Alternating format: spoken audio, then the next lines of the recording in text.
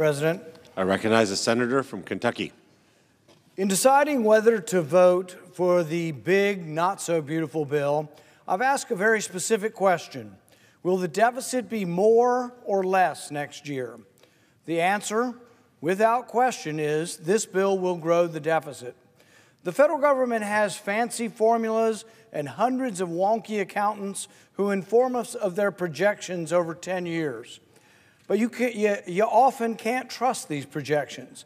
In an excellent piece written by the Foundation for Economics and Education entitled "The CBO's Projections Are Worse Than Useless," Eric Schuler writes, "Long-term analysis and language is commonplace in U.S. national politics, but it achieves no useful outcome. It confuses far more than it clarifies. It does not provide accurate estimates of long-term results. It does not improve the average voter's understanding of policy effects. And it gives politicians a means to claim they are being fiscally responsible without actually ever exercising any prudence whatsoever. Sometimes the predictions are off because a new Congress is elected and changes the law. Eric Schuler writes that for any projection of a 10-year budget to be accurate, the Congressional Budget Office has to assume that the law won't change for 10 years, even as most of the politicians that make the laws risk being replaced every 2 years, and all of them advocate for changes of one stripe or another. Schuler states that few in Washington will admit Congress has a knack for starting any proposed cuts in the later years while letting spending run wild in the immediate future. Sometimes these predictions are off by $1 trillion or so because the economy grew more slowly or more quickly than anticipated. Bruce Thompson, a former Senate aide and Assistant Secretary of Treasury, writes, "The Congressional Budget Office miscalculated the deficit last year by $1 trillion. So in deciding whether to vote for any big, monstrous bill, it helps to ask the right question. To me, the most pertinent question is how will the bill affect the deficit in the next year? Currently, our deficit is estimated to be a little under $2 trillion this year. What will happen to the debt in 2026 if this bill passes?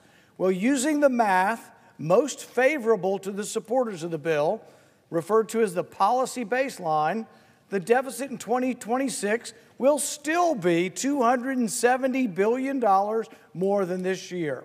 So even using the math, even using the formulas that the supporters of the bill like, the deficit will grow by $270 billion next year. That's just not good if you profess to be fiscally conservative. Why will the deficit grow next year? Well, even if you argue that the 2017 tax cuts don't need to be counted in the calculation at all, the new tax cuts add up to $234 billion to the debt next year.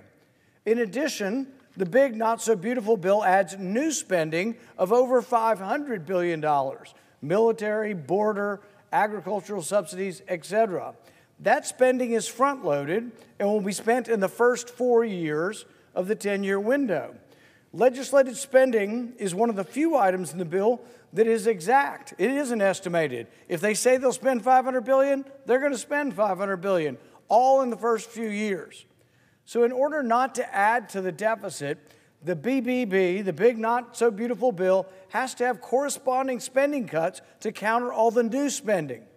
Unfortunately, the spending cuts are backloaded to the final 5 years of the 10-year window when several tax cuts expire and the spending increases are finished.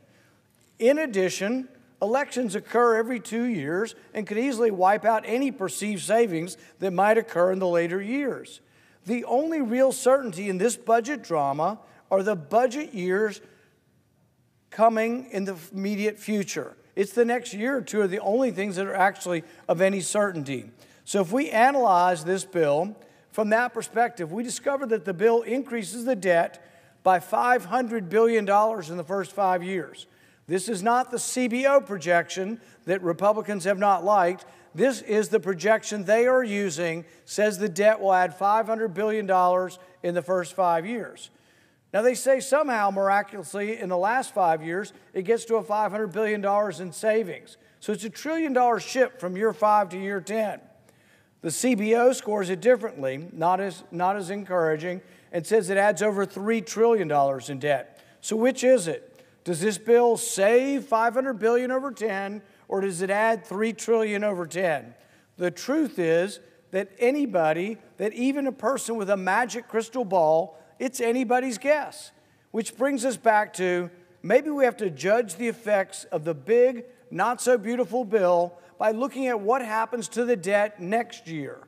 Supporters of the bill admit it adds $270 billion to the debt next year. That's the only thing we know for certain. We don't know what happens in year 3, 4, 7, 8, 9, 10, but we know next year this bill will grow the deficit by $270 billion. In addition, the bill increases the debt ceiling by $5 trillion.